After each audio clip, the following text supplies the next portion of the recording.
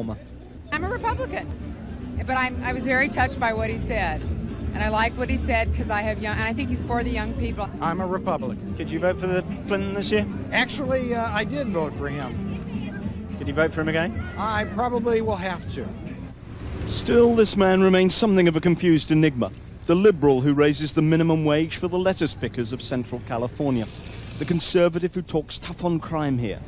Bill Clinton exasperates even the faithful, but he's left the faithful no option but to stick with him.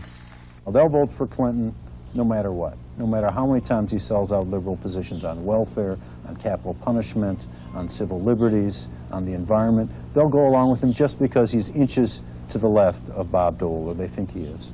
Florida, the Sunshine State. Tennessee, the cradle of the blues. The great state of Ohio, the birthplace of aviation and mother of presidents.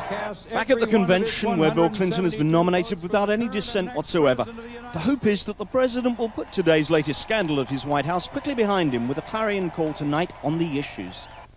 It is not surprising in an era of sleaze television that this issue will perhaps distract some of the media from what I think the issue is all about.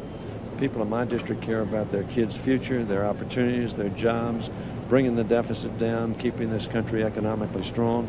And I think this president has done that, and I think that's what this president promises for the future. That's the party line and the party hope this afternoon. But today, of all days, Bill Clinton's White House has another sex scandal on its hands, it seems. The last thing this president needs. David Smith. Well, joining us now is Bob Beckel, who ran a Democrat presidential campaign in the past. Bob, as David Smith said, this is the last thing Clinton needs. I would say so, John. You came all the way across the pond, and this is what happens back in Britain usually, these kind of stories. But, you know, let's not take away from what Morris did accomplish. Morris did turn this campaign around, but the problem, of course, is this story in this void, particularly when you're making family values the issue.